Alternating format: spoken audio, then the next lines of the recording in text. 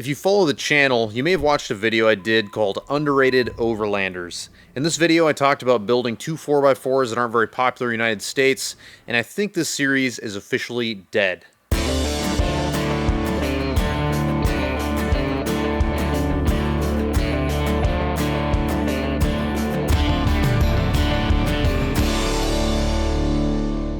Originally, the Underrated Overlanders series was about taking a couple of moderately built 4x4s that we were going to build on the channel and deciding which one was going to work best for my family. At least that's what the original picture that I had in my head of that series was going to look like. And I did not anticipate how much we were going to love the Land Rover. I thought that it was in the bag for the Liberty. It's super economical, plenty of power with that diesel engine. There's a lot of reasons that we like that thing, but we fell head over heels in love with our Land Rover Discovery. So we decided that it needed more than just 33s. This is the moment that this series changed a lot. I wanted 37s, I wanted bigger brakes, I wanted wider axles, I wanted a longer wheelbase. I wanted everything that it would take to turn this into the ultimate Overlander. I absolutely did not want to go this crazy with the Liberty because it's a fun driving little car. I call it a car, it is a Jeep, but it feels like a car with that independent front suspension, and it's very nimble like a car. It is fun to drive, and it's my wife's daily driver, so I can't just hack this thing apart, throw it on 37s, and then say, yeah, go to the store. I mean, it takes a lot to put a Liberty on 37s and make it streetable, so that was out of the question. The plan was to take this Liberty, turn it into a fun driving little Overlander that we can make up for its lack of storage space by towing a matching trailer that I built on the channel. We loved our Land Rover Discovery 2 so much as a family that we decided to go out and buy an LR3. We have just absolutely fallen in love with this, just like we did the Discovery 2. And this is now going to be our fun little family overlanding vehicle. It's going to end up on 33s. It's on like a 32 or so right now. And I'm going to be building a matching trailer for this on the channel. That's not what this video is about. So where exactly does that leave us with this little diesel Liberty that I'm so fond of? I don't need a third Overlander, so definitely. I mean, a lot of families don't need two Overlanders, but we're definitely going to have the Disco 2 that I'll be using whenever I go out by myself, and then we're going to have the Disco 3 whenever we go out camping and stuff as a family with a trailer. So next summer, I'm going to have a ton of great opportunities to overland with two different vehicles. I don't see a place to build a third. So I was thinking maybe I build this just for content on the channel. I've had a ton of people ask me to build this Liberty, and then I could sell it and get a Toyota. I've had a lot of people ask me to build a Toyota. But have you seen the Toyota market lately? It has exploded in cost. Toyotas have always been a little bit more expensive than their counterparts, and that's not that big of a deal. I think Toyotas are rad. I would totally buy one and totally own one, and I would pay a little bit higher money just to get into that side of the off-road world. But it is out of control. For a Toyota Land Cruiser, which is what I would be interested in, of the same generation of this Liberty, I'd be paying 3 times what it costs to buy this exact same Liberty. In some cases, 4 times. This is about 130,000 miles. I think it's like 131K, something like that.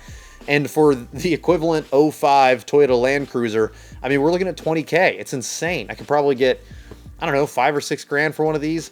So it's not reasonable to sell this to buy a Toyota, because what we need next isn't going to be another Overlander or a mild build. What we need next is a family rock crawler. And I know that's just so Nate to talk about a family rock crawler, but my TJ is not built for this. It's built for rock crawling, it's built for going off-road, it's built for having a ton of fun, but it is not built to put your whole family in there, and then that tiny sliver behind the back seat that you pack with tools now has to put a diaper bag and food and all this extra stuff that comes with having kids. A stroller, one of our kids isn't even walking yet. So I don't want to buy a $20,000 vehicle and cut it into pieces so I can make a legit family rock crawler. Where does that leave us? It leaves us with building what we have. We have a 2005 Jeep Liberty diesel that is completely functional and mechanically sound. So that's what we're gonna build. I'll show you. This diesel engine is actually pretty good. As soon as I bought it 4 or 5 years ago, I upgraded the little things I read online were an issue, like charge pipes. I bought aftermarket charge pipes. I did all these little things. and I haven't had to touch this thing mechanically at all. The transmission has a billet torque converter, it has a shift kit. It is a really great little rig, and I can't find anything comparable online in this price range at all to turn into the ultimate family rock crawler. So it was gonna get 33s, and now it's gonna end up on 43s. This is gonna be ridiculous, just like everything else I guess I build. So for those of you who are guessing, there's no way Nate's gonna build a couple of mediocre Overlanders. You were right. One of them ended up being on 1 tons and 37s. The other one's gonna be on 1 tons and 43-inch stickies. So, I mean, there's just a lot of reasons why these aren't bad little rigs. That's so much more room than you get in the back of a Wrangler. Well, at least than a TJ. So this is just much more practical family wheeler. There's so much more space in this thing. It's leather, it's got heated seats, the list goes on and on. AC, if I'm in a hot climate and I'm wheeling with my family, I'd love to be able to just click on the AC. Not an option with this bad boy. So this is definitely going to be a big project, but this is definitely going to be a one-of-a-kind and fun project to shoot and hopefully for you guys to watch. The question is, Nate, how do you plan on achieving a family rock crawler? So I've thought about this a lot, and I think that there are 4 key ingredients to me that have to be managed in order to make a good family rock crawler. Number 1 is it's got to be able to be driven by anyone, meaning that I can hop in here, I can drive it and enjoy it, and then we can move the seat. My wife can hop in here, she can drive it and enjoy it. So I want to make sure we have full hydro steering so that she can steer it effortlessly, even though it's got 43-inch tires. And I want to make sure that it has giant brakes so that she can easily stop it, because I want this to honestly feel on the inside very similar to how the factory Liberty feels. So I want it to be effortless to drive. The second one is it's got to be able to take buggy lines. I like to take buggy lines and give them my best attempt in my TJ. And so this has to be able to do the same thing, because I want to make sure that it's really fun no matter where in the country I take it. So I'm going to lengthen the wheelbase to give it a better chance at doing really difficult lines like backdoor down in Johnson Valley, California. I'm going to widen the wheelbase, and I want to try to keep it low so I can go to places like Pritchett Canyon and Moab, and I'm not freaking out from the ledgy stuff. So I want to make sure that this is squatty, I want to make sure it's long, I want to make sure it's wide, so it just feels super stable. And with these sticky 43s, I think that we should be able to make some really good attempts at some buggy lines. Number 3 is safety, and it's safety for my family as well as safety for the vehicle itself. So number 1, of course, is family. We're going to do an exo cage to protect the family, but we're also doing an exo cage to protect the vehicle. This is a unibody vehicle, and if you roll over something with a unibody, you've seen multiple people that will roll over a Cherokee. They'll go on Craigslist, they'll buy another Cherokee, and they'll take their axles and everything. They'll swap everything over to the new Cherokee, because most of the time you can't rehab something after you've rolled it over when it's a unibody. So we're gonna do an exo cage to protect the body and protect my family. The last category is comfort. I think with a family rock crawler, you have to be comfortable. Otherwise, you're not gonna be able to talk your kids into going out with you because it's too cold or too wet or whatever. So I wanna keep the elements out. I wanna make sure we have heated seats, air conditioning. I want to maintain a high level of comfort in here. We're also gonna be building a cushy custom suspension. We're gonna be having a four-corner coilovers to make sure that the ride is nice and supple, and with four-corner coilovers that are tuned correctly and some air-down 43s, this thing should ride super smooth going down the trail. The last thing I want to talk about isn't really one of these categories, but I know it's questions that I'm going to get.